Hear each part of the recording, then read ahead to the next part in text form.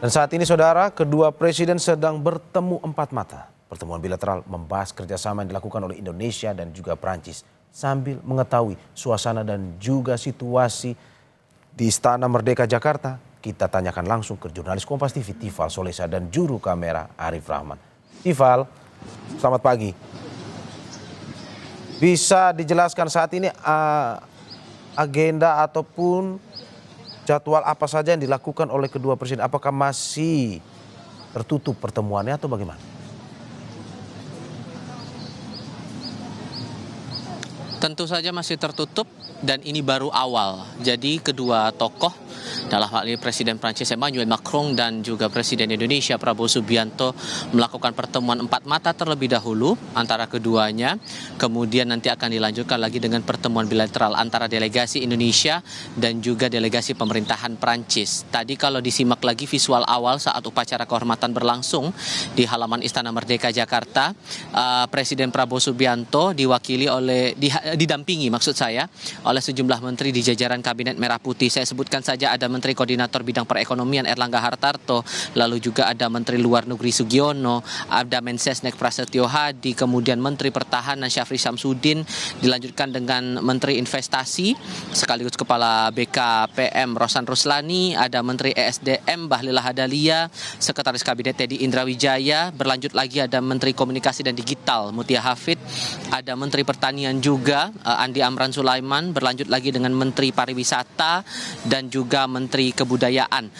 Melihat tokoh-tokoh ini atau menteri-menteri yang mendampingi Presiden dalam pertemuan bilateral antara Indonesia dan juga Prancis ini tampaknya sedikit banyak akan mencerminkan hal-hal apa saja yang mungkin akan diperkuat kerjasamanya, hubungan bilateralnya, sektor-sektor mana saja yang dianggap krusial dalam memperkuat hubungan diplomatik yang berjalan antara Indonesia dan Prancis selama 75 tahun sejak tahun 1950, persisnya mulai itu dari 4 Januari, kemudian bentuk kemitraan strategis ini kemudian diperkuat lagi, dieratkan lagi lewat kerjasama yang telah diteken di tahun 2011 lalu. Kalau saya mereview kembali hal-hal apa saja sesungguhnya menjadi concern, menjadi perhatian dalam jalinan hubungan 75 tahun diplomatik antara Indonesia dan Prancis ini, Mario. Kita ingat juga atau saya merefleksikan ini lewat artikel opini yang disampaikan oleh Muhammad Umar selaku Duta Besar Republik Indonesia untuk Prancis di Harian Kompas pada tanggal 25 April 2025. Ia menyebut bahwa posisi Prancis ini merupakan negara ke-11 selaku investor asing terbesar secara global dan berada di urutan kedua di level kelompok negara-negara Eropa atau Uni Eropa, sehingga dengan posisi Prancis yang dipandang krusial bagi Indonesia ditambah dengan nilai perdagangan dan nilai investasi yang terbilang cukup besar juga di banyak sektor, bahkan spesifik untuk investasinya sendiri ada di 6.000-an proyek dengan nilai investasi sebesar 300 juta dolar Amerika di tahun 2023. Ini yang akan coba diperluas lagi, akan diperkuat lagi hubungan diplomatik dan juga kemitraan strategis antara Indonesia dan juga Prancis. Nah, yang berjalan sekarang ini baru akan tertutup. Nanti kita coba akan melihat pernyataan masing-masing dalam pertemuan bilateral. Biasanya publik akan bisa melihat pernyataan awal yang disampaikan oleh Presiden ataupun juga pemimpin dari kedua negara, baik itu dari Presiden Prabowo Subianto mewakili pemerintah Indonesia maupun juga dari pimpinan negara, dari tamu negara yang datang ke Istana Merdeka Jakarta. Dalam hal ini untuk kali ini dari Presiden Prancis Emmanuel Macron, mungkin saja nanti kita akan bisa mendengar keterangan awal ataupun juga pernyataan permulaan dari kedua kepala negara sebelum dilakukan atau ditekennya kesepakatan bilateral apa saja yang mungkin akan menjadi concern bagi kedua negara. Tadi sempat saya singgung masalah posisi Prancis tadi di dalam aspek ekonomi, kemudian juga dari segi investasi nilainya juga terus berkembang. Catatan terakhir di tahun 2023, hal lain yang juga menjadi concern adalah posisi Prancis untuk berbagai hal, terutama dalam hal ini masalah energi terbarukan. Prancis dianggap sebagai pelopornya, tidak hanya sampai di situ tapi juga aspek lain juga menjadi perhatian pemerintahan saat ini, mengingat ada kerja-kerja yang coba dijalankan,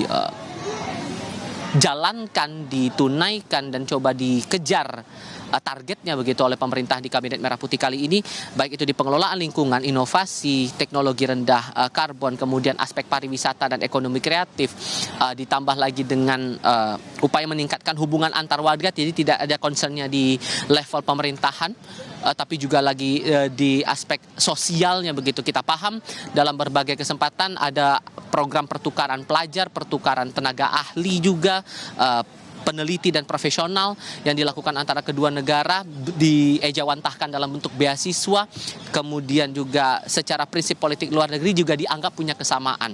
Prancis menerapkan prinsip strategic autonomy, nilai ini dianggap sama dengan semangat politik luar negeri Indonesia yang menerapkan nilai bebas aktif.